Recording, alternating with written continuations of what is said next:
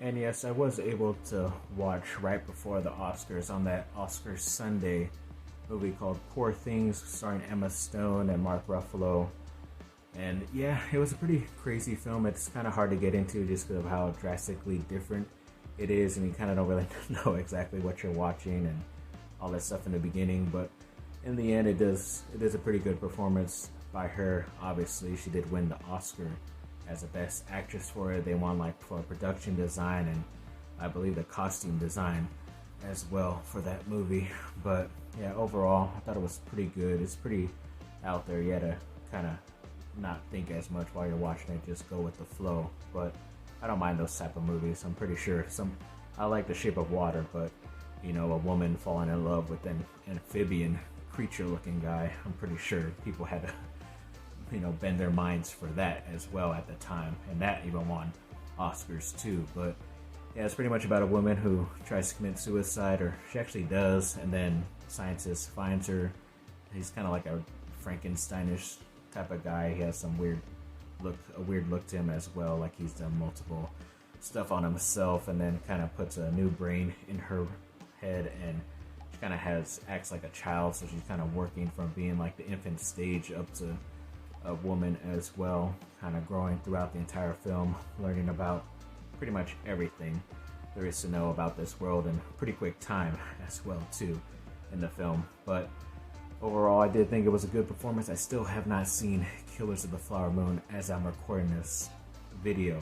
This will probably be all out of order, but hoping to see how Lily Gladstone did in there as well, because she won a bunch of awards leading up to the Oscars as well as the Best Actress. So looking forward to seeing some more performances of a lot of those top Oscar-worthy winners, or actually not winners, but obviously nominated performances.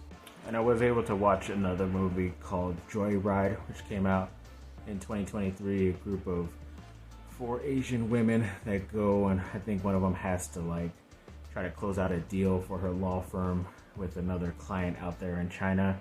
And it's also kind of like an excuse for her to also look up her mother gave her up for adoption, so she's decided to kind of look her up, or at least her friend did that for her. And there's all this other stuff too, a lot of crazy shenanigans. It's definitely in the vein of like that Girls Trip movie with Tiffany Haddish and Regina King a couple years back, and also kind of like a Hangover, where just crazy stuff always happens with a group of 3 or 4 people. But either way, I thought it was pretty funny overall. It is quite a bit of a raunchy comedy. I think it definitely deserved its R rating, but yes, overall still a pretty funny movie if you're looking for a good flick to watch and just, you know, kill some time and laugh quite a bit as well. So yeah, definitely check it out if you're interested. And today I was able to watch a new movie in 2023 called Blackberry. It's with Jay Baruchel from like She's Out of My League and This Is the End, those type of comedies. And Glenn Howerton, I believe his name is. Yeah, I think he's from like Always Sunny in Philadelphia, shows like that. But yeah, I thought it was pretty cool. It's pretty much the beginning of Blackberry and how they got it pretty much made and got out there and successful. And then halfway through the movie, everything goes to crap and more stuff happens, and dealing with all this stuff. And obviously the new iPhone is coming out within the next couple years, so then they have to deal with that too. So yeah, it's a pretty good movie overall. It's like a nice startup, like you feel good and stuff because everything's going well, but then they have to deal with all the crap, and there's some more behind the scenes stuff that happened as well, apparently, with also like stocks and all that stuff. So yeah, either way, I thought it was still a really good movie overall. It's like right around 2 hours, maybe like 5 or 10 minutes less. Between 5 to 10 minutes less, probably would have been a lot better movie in my opinion. It's not boring at all. It's just a lot of info that maybe wasn't as important. But yes, I think if you're looking for a pretty nice movie that came out last year in 2023, I think I watched it on Hulu. So yeah, that's probably where you can watch it as well. So yeah, definitely check it out, Blackberry. And there is a little bit of an update on the Ready Player One sequel that they're finally looking to get into production, but it's not going to start until 2025, I believe. I think Steven Spielberg is taking this year off to kind of just chill and whatnot, but I guess he's going to be on as producer. I kind of wished he would have confirmed that he was going to be a director as well for the second one, but I don't know. I think in the past, I think he said he probably wasn't going to do it because it's probably like the third hardest movie he's ever had to direct and make. But either way, as long as he's on as producer, he could be, hopefully find a really good director to help him out to do that second one. And it's obvious that he's produced a lot of great content out there as well, other good movies and TV shows. So either way, I still have some faith that at least this movie will get out at some point in the near future. And the other day I was able to watch a movie called No Hard Feelings starring Jennifer Lawrence. I don't know why I would say Jennifer Lopez, but yeah, I guess it's a movie about she owns a family home, then she kind of finds out that she owes taxes or something like that, so has to kind of find a way to get money quickly. Then her car gets taken, so then sees a Craigslist ad of basically some parents asking for someone to date their son who doesn't really get out or do anything, have a social life, and try to get him ready before he gets to go on to college. But in return, she gets a free car as well, which is what she needs to be able to make some money because she's an Uber driver. But yeah, it is kind of weird because it probably isn't a movie that was meant for her. It probably would have been funnier if it was a different person. There were some funny parts here and there. Even if they changed up the age of the woman, if she was older, it probably would have been funnier too. But they did choose a young person, like a 19-year-old that she was supposed to be dating and stuff. And they literally mean date. This is like an R-rated comedy. They wanted her to basically, make love to him.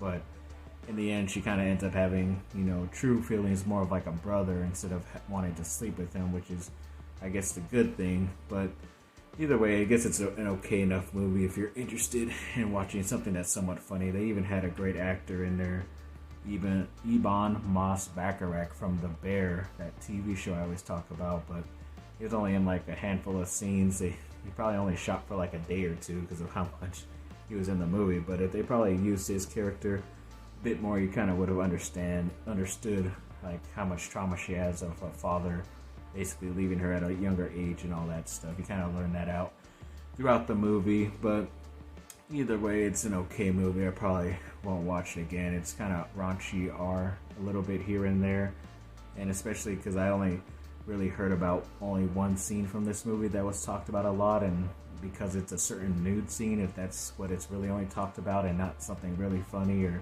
anything like that, then it's most likely not going to be a good movie overall, which it wasn't. But if you're interested to at least see somewhat of a good movie, then go ahead and watch it, I guess. Bit of an update on Ready Player 2. I know right before this you just saw me talking about hoping that Steven Spielberg will come back and direct the sequel. It does kind of look like from this other article that came out later that day that it does not look like he will be. He will only be doing the producing of that movie, which does kind of suck, but hopefully they find, like I said in that video, a really good director to bring this movie forward. And I don't know if the writer Ernest Cline had wrote any other books, but yeah, either way, hopefully we get another cool and exciting movie, because that's exactly what that first one was, in my opinion. And sadly, I didn't watch it in theaters, so I was dumb enough at that time. So, of course, this time I will definitely go and watch it. And then just an update on a 2023 movie I could cross off the list is Saltburn. I believe it's on Amazon Prime. It's kind of like a guy is starting his, college career at Oxford. It's an England-based movie.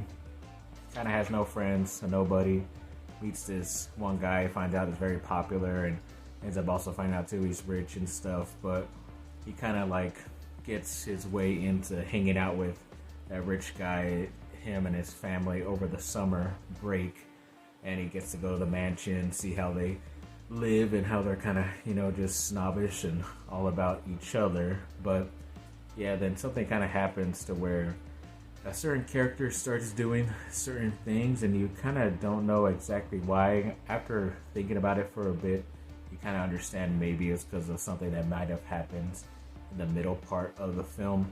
When I'm like kind of rethinking back, that's why I kind of like doing these reviews after I just watched it that day, so I'm able to at least get more of the information out when it's still kind of fresh in my mind compared to when I was doing these videos recently, where it's just like kind of going off the cuff and trying to remember what I saw like a couple weeks ago, or even sometimes a month ago or something like that. But yeah, overall it is a pretty good and interesting film. There are some weirder parts overall, a little bit of nudity, nothing too crazy compared to like Poor Things or something like that. But yeah, overall I still thought it was a pretty good movie. Kind of a mystery, but you could kind of tell who is doing some of the stuff as well. So yeah, definitely check it out if you're interested. And earlier on today, as I'm recording this, I was able to finally watch that new Wonka movie based off of obviously the Roald Dahl book. I think is it Willy Wonka still, or is it just Charlie and the Chocolate Factory? I don't know, but obviously it's that same character, a little bit different. Obviously, it's way before that original one. I think one came out in the 70s or 80s with Gene Wilder as Wonka, and it's definitely way before there, because it's him a lot younger, the first time coming to England and all this stuff, pretty much starting up, and kind of like a story that happened. I liked it for the most part. I wasn't always the biggest Timothée Chalamet, I think it's how you say his name, a big fan of his. I know I didn't really like him much in the first Dune.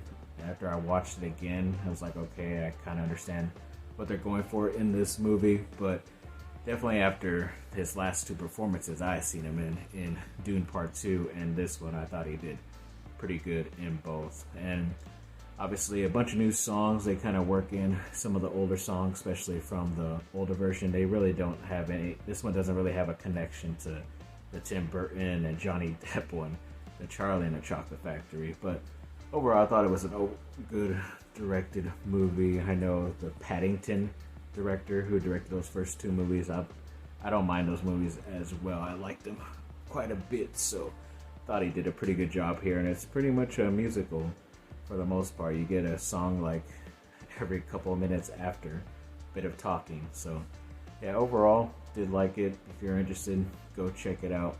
But yeah, thought it was a nice entry into this world, and hopefully they do it a bit more, because it kind of ends on maybe him starting his factory in a bit, so it doesn't really get to that point in the movie. But overall, that was pretty good, so go check it out.